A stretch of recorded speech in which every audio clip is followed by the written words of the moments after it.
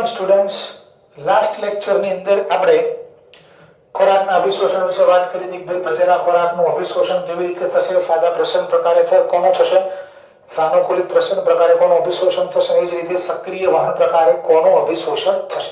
ત્યાર પછી અભિશોષણ બાદ ચરબીના અભિશોષણ વિશે આપણે ચર્ચા કરી હતી, જેનું અભિશોષણ લસિકા વાહિનીઓમાં થશે. બરોબર છે. ત્યાર પછી ખોરાકના ઉપયોગની ઘટનાને આપણે બોલશું ખોરાકનું સ્વાંગીકરણ, એટલે કે ખોરાકનું એસિમિલેશન. અને મેં તમને કીધું તો એમ કે હવે પછીના આજના લેક્ચરની અંદર આપણે પ્રોટીન, કાર્બોદિત અને ચરબીના કેલરી મૂલ્ય વિશે ચર્ચા કરીશું.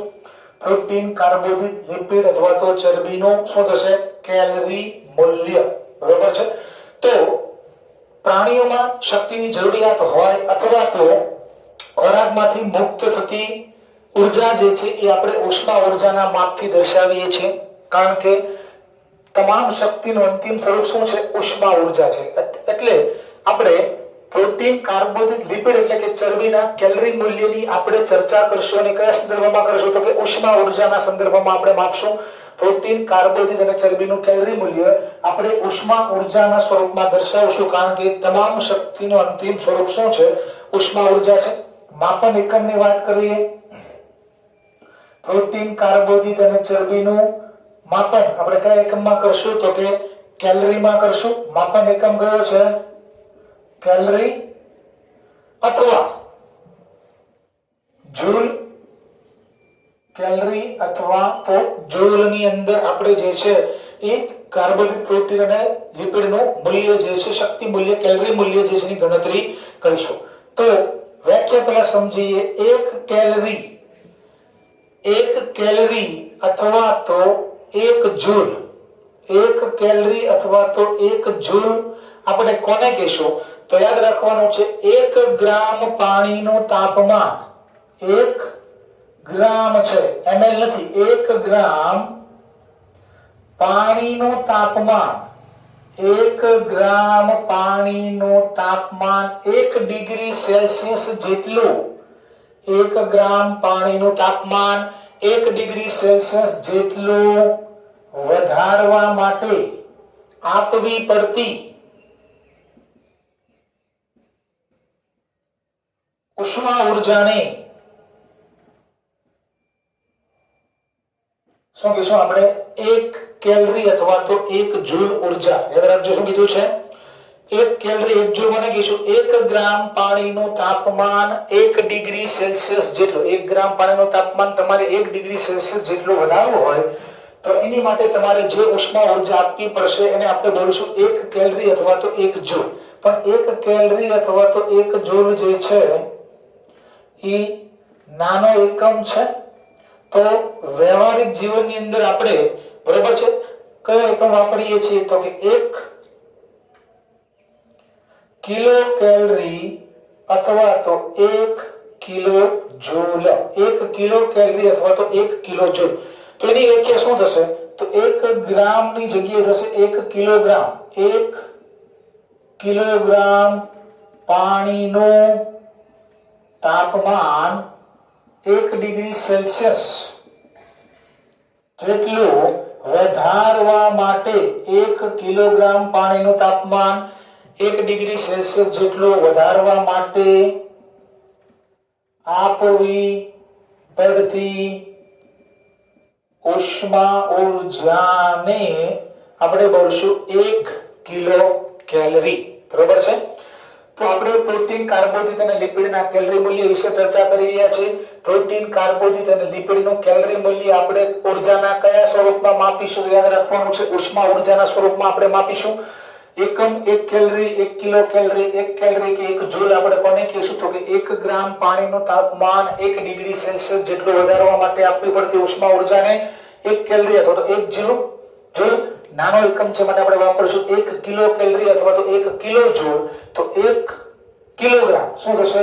1 કિલોગ્રામ પાણીનું તાપમાન, 1 કિલોગ્રામ પાણીનું તાપમાન 1 ડિગ્રી સેલ્સિયસ જેટલું વધારવા માટે આપવી પડતી ઉષ્મા ઉર્જાને આપણે બોલશું 1 કિલો કેલરી અથવા તો 1 કિલો જૂલ. હવે મહત્વનું કે આપણે પ્રોટીન, કાર્બોદિત અને લિપિડનું કેલરી મૂલ્ય માપવું છે. કે ભાઈ 1 ગ્રામ પ્રોટીનના દહનથી કેટલી ઉર્જા ઉત્પન્ન થાય, કેટલા કિલો કેલરી ઉર્જા ઉત્પન્ન થશે, 1 ગ્રામ પ્રોટીનના દહનથી કેટલી ઉર્જા ઉત્પન્ન થશે અને 1 ગ્રામ પ્રોટીનના દહનથી કેટલી ઉર્જા જે છે ઉત્પન્ન જે છે થશે. તો એનું માપન કરવા માટે એક સાધન આપેલું છે. સાધનનું નામ છે બોમ્બ કેલોરીમીટર. બોમ્બ કેલોરીમીટર. તો બોમ્બ કેલોરીમીટર શું છે, જેનો ઉપયોગ આપણે કાર્બોદિત, પ્રોટીન અને ચરબીનું કેલરી મૂલ્ય માપવા માટે કરશું. તો બોમ્બ કેલોરીમીટર એટલે શું? તો કે બોમ્બ કેલોરીમીટર મતલબ બંને બાજુથી બંધ, બંને છેડેથી બંધ હોય એવી એક ધાતુની નળી, બંને છેડે બંધ, બંને છેડે બંધ એવી ધાતુની નળી અને અંદર શું ભરેલું હશે? તો કે દહન માટે આપણે કેલરી મૂલ્ય માપવું છે તો આપણે કાર્બોદિત, પ્રોટીન અને ચરબીનું દહન કરવું પડશે. અને દહન માટે કોની જરૂરિયાત પડશે? ઓક્સિજનની. તો કોનાથી ભરેલ? O2 થી ભરેલ. તો બોમ્બ કેલરીમીટર મતલબ ઓક્સિજનથી ભરેલી આવી બંને છેડે બંધ હોય એવી ધાતુની નળી. બરાબર? આ પ્રકારનું જેને આપણે બોલશું બોમ્બ કેલોરીમીટર. હવે કેલરી મૂલ્ય કેવી રીતે માપશું? તો આવી બંધ ધાતુની નળીની અંદર જેના બંને છેડા બંધ છે અને જેની અંદર ઓક્સિજન ભરેલો છે, તો ઓક્સિજનથી ભરેલ બંધ ધાતુની નળીની અંદર આપણે શું કરશું? તો કે 1 ગ્રામ ખોરાકના દહનથી 1 ગ્રામ ખોરાકના દહનથી મુક્ત થતી 1 ગ્રામ ખોરાકના દહનથી મુક્ત થતી ઉષ્મા ઉર્જાને 1 ગ્રામ ખોરાકના દહનથી 1 ગ્રામ પ્રોટીનનું દહન કરાવો, 1 ગ્રામ કાર્બોદિતનું કરાવો કે 1 ગ્રામ ચરબીનું કરાવો, તો બંધ ધાતુની નળી જે ઓક્સિજનથી ભરેલ છે એટલે કે બોમ્બ કેલોરીમીટરની અંદર 1 ગ્રામ ખોરાકના દહનથી મુક્ત થતી ઉષ્મા ઉર્જાને શું બોલવામાં આવે છે? તેનું વાસ્તવિક કેલરી મૂલ્ય. યાદ રાખવાનું છે, વાસ્તવિક કેલરી મૂલ્ય. અંગ્રેજીમાં આપણે બોલશું gross calorie value. Gross calorie value GCV અથવા તો gross value, gross calorie value અથવા તો ગ્રોસ વેલ્યુ. તો યાદ રાખવાનું છે એમસીક્યુ માટે કે જો તમે આવી બંધ ધાતુની નળી એટલે કે બોમ્બ કેલોરીમીટરની અંદર આંકડાકીય મૂલ્ય યાદ રાખવાનું છે. 1 ગ્રામ કાર્બોદિતનું દહન કરાવો, 1 ગ્રામ કાર્બોદિતનું દહન આપણે આની અંદર કરાવશું તો કેટલા કિલો કેલરી? તો કે 4.1 કિલો કેલરી પ્રતિ 1 ગ્રામ. 1 ગ્રામ કાર્બોદિતનું દહન કરાવશો તો 1 ગ્રામ કાર્બોદિતના દહનથી આની અંદર બંધ ધાતુની નળી એટલે કે બોમ્બ કેલોરીમીટરની અંદર 4.1 કિલો કેલરી પ્રતિ ગ્રામ ઉષ્મા ઉર્જા જે છે ઉત્પન્ન થશે. તો આ જે છે શું થશે? કાર્બોદિતનું વાસ્તવિક કેલરી મૂલ્ય છે 4.1.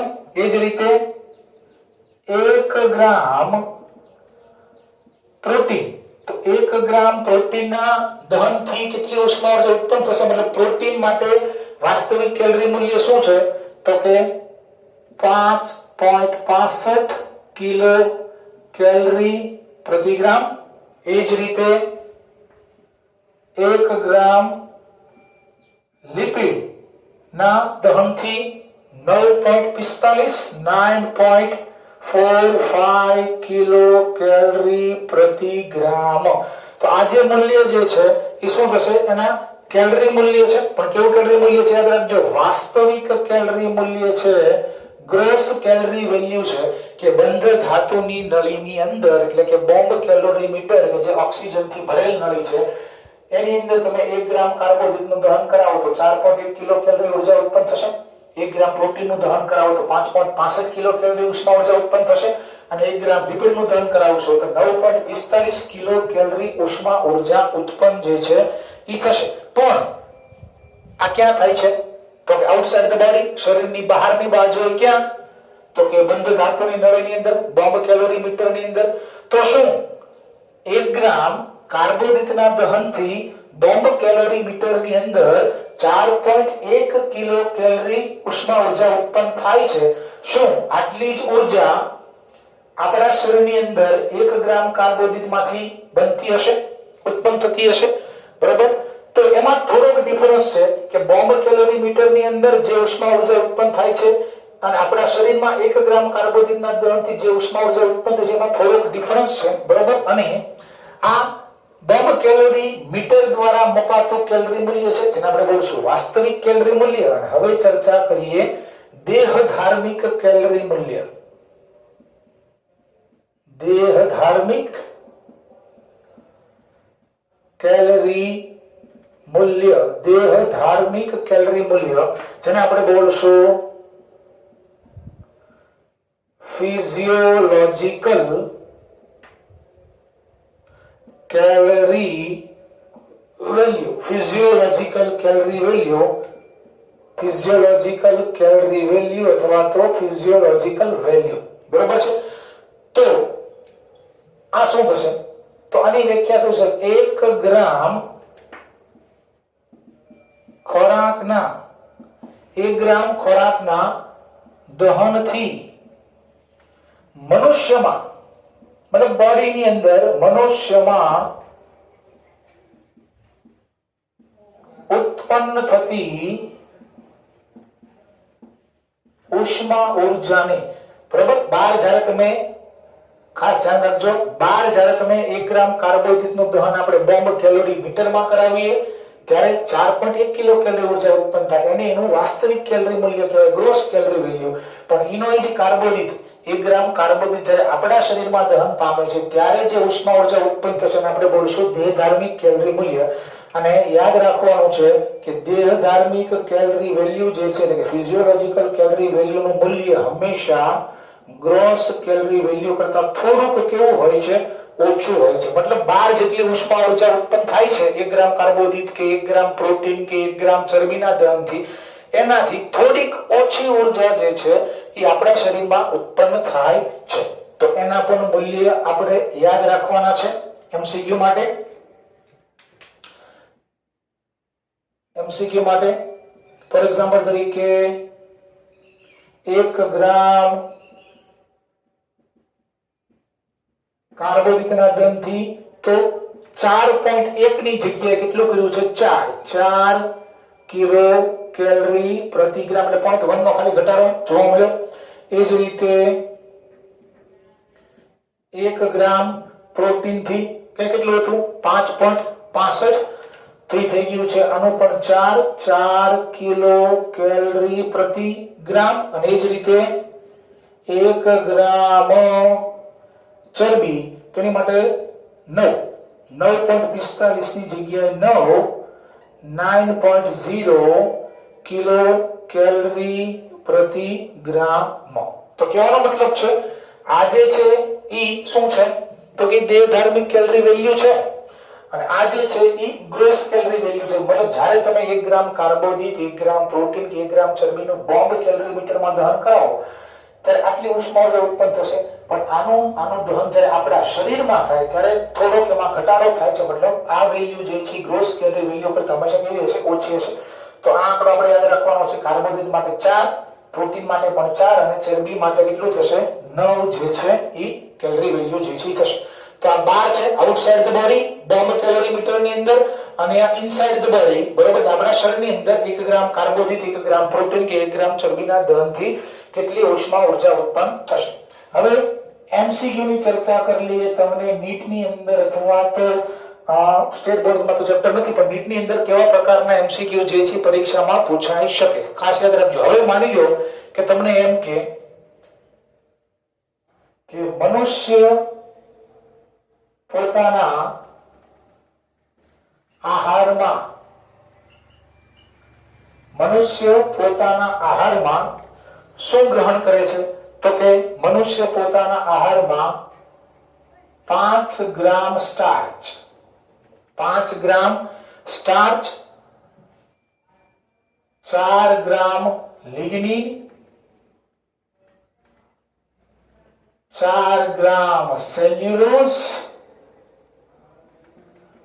મનુષ્ય પોતાના ખોરાકની અંદર આટલું લે છે. શું લે છે? તો કે 5 ગ્રામ સ્ટાર્ચ ખાય છે, 4 ગ્રામ લિગ્નિન ખાય છે, 4 ગ્રામ સેલ્યુલોઝ આહારની અંદર લે છે, એની સાથોસાથ 6 ગ્રામ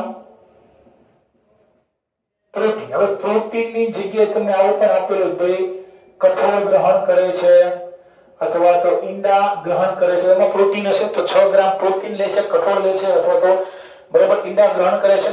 અને એ જ રીતે 4 ગ્રામ લિપિડ. તો લિપિડ એટલે તમામ પ્રકારનું શું થશે? તેલ, ઘી, માખણ. તો આટલું ગ્રહણ કરે છે.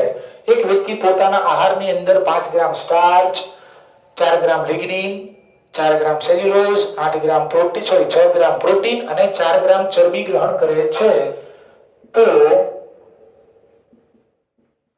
વ્યક્તિના શરીરમાં આ બધા ઘટકોના દહનથી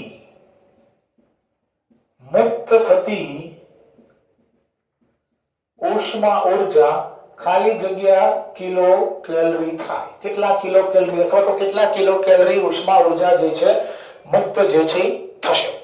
તો પહેલા તો તમને એ ખબર હોવી જોઈએ કે જેટલા ઘટકો તમને આહારમાં આપેલા છે એમાં કોણ કોણ કાર્બોદિત છે, કોણ પ્રોટીન છે અને કોણ ચરબી છે. બરોબર? મેં તમને કીધું એમ કે શરૂઆત કરીએ સ્ટાર્ચ. તો આપણને ખબર છે સ્ટાર્ચ જે છે એ શું છે? કાર્બોદિત છે. લિગ્નિન કાર્બોદિત છે, સેલ્યુલોઝ પણ કાર્બોદિત છે. પ્રોટીનની જગ્યાએ તમને કઠોળ અથવા તો ઈંડા એવું તમને કહી શકે. ચરબીની જગ્યાએ તમને તેલ, ઘી અથવા તો માખણ એવું પણ લખીને આપી શકે. તો હવે કેટલા કિલો કેલરી ઉષ્મા ઉર્જા ઉત્પન્ન થશે? અહીંયા ધ્યાન. તો આપણને ખબર છે કે 1 ગ્રામ કાર્બોદિતનું દહન થાય તો 4 કિલો કેલરી પ્રતિ ગ્રામ. 1 ગ્રામ દીઠ 4 કિલો કેલરી ઉષ્મા ઉર્જા ઉત્પન્ન થાય. એ જ રીતે 1 ગ્રામ પ્રોટીન દીઠ પણ 4 કિલો કેલરી અને 1 ગ્રામ ચરબી દીઠ 9 કિલો કેલરી ઉષ્મા ઉર્જા જે છે ઉત્પન્ન થાય. તો આપણે ખાલી અહીંયા ગુણાકાર કરવાનો છે. પણ એક બાબત મેં એડ કરી છે જે હું તમને કહું છું કે સ્ટાર્ચ. તો કાર્બોદિતની આપણે ગણતરી કરીએ તો 1 ગ્રામ કાર્બોદિતના દહનથી આપણને ખબર છે કે 1 ગ્રામ કાર્બોદિતના દહનથી 4 કિલો કેલરી ઉર્જા ઉત્પન્ન થાય પ્રતિ ગ્રામ. તો આ વ્યક્તિએ કેટલો કાર્બોદિત ખાધો? તો કે કાર્બોદિતમાં મેં 3 વસ્તુ લીધી છે: સ્ટાર્ચ, લિગ્નિન અને સેલ્યુલોઝ. પણ મહત્વની વસ્તુ યાદ રાખવાની છે ખાસ એમસીક્યુ માટે કે આપણું શરીર જે છે, આપણું પાચન તંત્ર જે છે એ માત્ર કાર્બોદિત, એમાં પણ કોનું? તો કે સ્ટાર્ચનું પાચન કરવા માટે સક્ષમ છે. આપણું પાચન તંત્ર લિગ્નિન કે સેલ્યુલોઝનું પાચન કરી શકતું નથી. એટલે જ્યારે તમને એમસીક્યુ માં યાદ રાખજો, જ્યારે તમને એમસીક્યુ માં સ્ટાર્ચ આપ્યું હોય તો એની ગણતરી કરશું, પણ લિગ્નિન અને સેલ્યુલોઝ આપેલા હોય ત્યારે એની ગણતરી આપણે કરશું નહીં, કારણ કે લિગ્નિન અને સેલ્યુલોઝનું પાચન આપણું શરીર, આપણું પાચન તંત્ર કરી શકતું નથી. તો વ્યક્તિએ ભાઈ આહારમાં ટોટલ કેટલા ગ્રામ કાર્બોદિત લીધો? 5 ને 4 9 ને 4 13. તો 13 ગ્રામ કાર્બોદિત લીધો, પણ હકીકતમાં કેટલા કાર્બોદિતનું પાચન થયું? તો કે માત્ર 5 જ ગ્રામ. કારણ કે જે લિગ્નિન અને સેલ્યુલોઝ જે છે કાર્બોદિત છે, પણ એનું પાચન આપણું શરીર કરી શકતું નથી. એટલે ખાસ યાદ રાખજો, જ્યારે તમને એમસીક્યુ માં લિગ્નિન અને સેલ્યુલોઝ આપેલા ગમે એટલા ગ્રામ આપેલા હોય તો એની ગણતરી આપણે કેલરી વેલ્યુ માપતી વખતે એની ગણતરી કરવાની થતી નથી. તો અહીંયા ટોટલ 13 ગ્રામ છે. તો 13 ગ્રામ માંથી આપણે પાચન કોનું કરશું? માત્ર સ્ટાર્ચનું પાચન જ આપણા શરીરમાં થશે. એટલે આપણે ગણતરી કરીએ કે ભાઈ 5 ગ્રામ સ્ટાર્ચ નું પાચન આપણા શરીરમાં ખાલી થશે. લિગ્નિન અને સેલ્યુલોઝ નું પાચન થશે નહીં. તો આપણને ખબર છે 1 ગ્રામ કાર્બોદિત હોય તો 4. તો આપણે લખી શકીએ, ત્રિરાશિ મૂકી શકીએ સિમ્પલ, કે 1 ગ્રામ કાર્બોદિતના દહનથી 4 કિલો કેલરી. તો આપણો વ્યક્તિ કેટલા ગ્રામ કાર્બોદિત ગ્રહણ કરે છે? ગ્રહણ કરે છે તો 13. પણ લિગ્નિન સેલ્યુલોઝ નું પાચન થતું નથી, માત્ર 5 ગ્રામ નું થાય છે. તો 5 ગ્રામના દહનથી કેટલા કિલો ઉત્પન્ન થતો? 5 ચોક 20 ભાગ્યા 1 એટલે 20 કિલો કેલરી કોના દહનથી ઉત્પન્ન થઈ? કાર્બોદિતના દહનથી. આ બંનેની ગણતરી કરશું નહીં, કારણ કે એનું પાચન આપણું પાચન તંત્ર કરી શકતું નથી. આગળ વધીએ. 6 ગ્રામ પ્રોટીન ગ્રહણ કરે છે, તો એ પણ આપણને ખબર છે કે ભાઈ 1 ગ્રામ પ્રોટીનના દહનથી 1 ગ્રામ પ્રોટીનનું દહન થાય તો 4 કિલો કેલરી. તો 6 ગ્રામ પ્રોટીનના દહનથી કેટલા? તો 6 ચોક 24 ભાગ્યા 1 એટલે કે 24 કિલો કેલરી ઉત્પન્ન થશે. અને એ જ રીતે છેલ્લું શું છે તો કે 4 ગ્રામ ચરબી, તેલ, ઘી, માખણ XYZ.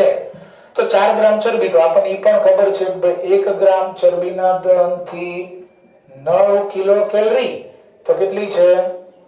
4 ગ્રામના દહન એટલે 9 ચોક 36, 36.0 કિલો કેલરી. તો ટોટલ મારી ગયો તો 6 ને 4 10, કેટલી થશે? 3 ને 2 5, 6 7 ને 8 એટલે કે 80 કિલો કેલરી. તમારો જવાબ શું થશે MCQ નો? કે આનો જવાબ આવશે 80 કિલો કેલરી ઉષ્મા ઉર્જા જે છે ઉત્પન્ન થાય છે. બરાબર? બધાને ખબર પડી ગઈ છે એવું માનું છું. બરાબર છે? વ્યવસ્થિત રીતે સમજી લીધું. ફરીવાર એકવાર રિવિઝન કરી લઈએ. આજે આપણે ભણ્યા કાર્બોદિત, ચરબી અને લિપિડનું કેલરી મૂલ્ય કેવી રીતે માપશું. તો MCQ યાદ રાખવાનો છે કે ભાઈ આપણા શરીરની અંદર તમામ ઉર્જા જે છે એ ઉષ્મા ઉર્જાના માપથી દર્શાવાય છે, અને તમામ શક્તિનું અંતિમ સ્વરૂપ પણ ઉષ્મા ઉર્જા છે. એટલે આપણે કાર્બોદિત, પ્રોટીન અને ચરબીનું કેલરી મૂલ્ય કયા સંદર્ભમાં માપશું? ઉષ્મા ઉર્જાના સંદર્ભમાં માપશું. તો કયા એકમમાં માપશું? તો એકમ છે 1 કેલરી 1 જૂલ. 1 ગ્રામ પાણીનું તાપમાન 1 ડિગ્રી સેલ્સિયસ જેટલું વધારવા માટે આપવી પડતી ઉષ્મા ઉર્જા 1 કેલરી 1 જૂલ. પણ નાનો એકમ છે એટલે આપણે મોટો એકમ બનાવ્યો 1 કિલો કેલરી અથવા તો 1 કિલો જૂલ. તો 1 કિલોગ્રામ પાણીનું તાપમાન 1 ડિગ્રી સેલ્સિયસ જેટલું વધારવા માટે આપવી પડતી ઉષ્મા ઉર્જા એટલે 1 કિલો કેલરી 1 જૂલ. કેવી રીતે માપશું? સાધનનું નામ બોમ્બ કેલોરીમીટર. બોમ્બ કેલોરીમીટર એટલે શું? તો કે બંને છેડેથી બંધ હોય એવી ધાતુની નળીની અંદર ઓક્સિજનથી ભરેલી, અને આ બંધ ધાતુની નળીની અંદર તમે 1 ગ્રામ કાર્બોદિત, 1 ગ્રામ પ્રોટીન કે 1 ગ્રામ ચરબીનું દહન કરાવશો, અને જે ઉષ્મા ઉર્જા ઉત્પન્ન થશે એને આપણે બોલશું એનું વાસ્તવિક કેલરી મૂલ્ય, ગ્રોસ કેલરી મૂલ્ય. જે તમને અહીં આપેલું છે 4.1, 5.65, 9.45. પછી આપણે આગળ વધ્યા દેહ ધાર્મિક કેલરી મૂલ્ય, કે આપણા શરીરની અંદર જ્યારે 1 ગ્રામ કાર્બોદિત, 1 ગ્રામ પ્રોટીન કે 1 ગ્રામ ચરબીનું દહન થાય તો શું આટલી જ ઉષ્મા ઉર્જા ઉત્પન્ન થાય? તો એનાથી સહેજ ઓછી ઉર્જા ઉત્પન્ન થાય, અને એને આપણે બોલશું દેહ ધાર્મિક કેલરી મૂલ્ય. બરાબર? તો દેહ ધાર્મિક કેલરી વેલ્યુ જે છે હંમેશા વાસ્તવિક કેલરી વેલ્યુ એટલે કે ગ્રોસ કેલરી વેલ્યુ કરતા કેવી હશે? ઓછી. અને એ આ છે 4, 4 અને 9. બરાબર? તો આ 12 છે. આ ઇનસાઇડ ધ બોડી ની વાત છે. બરાબર? MCQ તમને આવા પ્રકારના MCQ પરીક્ષામાં પૂછે કે કોઈ વ્યક્તિ જે છે પોતાના આહારની અંદર આ પ્રમાણે ગ્રહણ કરે છે, તો હવે એના દહનથી એ વ્યક્તિની અંદર કેટલા કિલો કેલરી ઉષ્મા ઉર્જા ઉત્પન્ન થશે? તો સીધી તમારે ગણતરી કરવાની છે. એના માટે તમને આ યાદ હોવું જરૂરી છે કે કાર્બોદિત માટે 4, 1 ગ્રામ પ્રોટીન માટે 4 અને 1 ગ્રામ ચરબી માટે, લિપિડ માટે 9. તો જે પ્રમાણે આપ્યો એ પ્રમાણે તમારે ખાલી ગુણાકાર કરવાનો છે. પણ કઈ બાબત ધ્યાન રાખશો? તો કે એ બાબતનું ધ્યાન રાખવાનું છે જ્યારે તમને લિગ્નિન અને સેલ્યુલોઝ આપેલા હોય તો એ બંને કાર્બોદિત છે, પણ એવા કાર્બોદિત છે કે જેનું પાચન આપણું શરીર કરી શકતું નથી. બરોબર? તો યાદ રાખવાનું છે કે જ્યારે તમને આવો MCQ આપેલો હોય ત્યારે લિગ્નિન અને સેલ્યુલોઝની આપણે ગણતરી કરશું નહીં. બરોબર? લિગ્નિન અને સેલ્યુલોઝની આપણે ગણતરી કરીશું નહીં. બરોબર?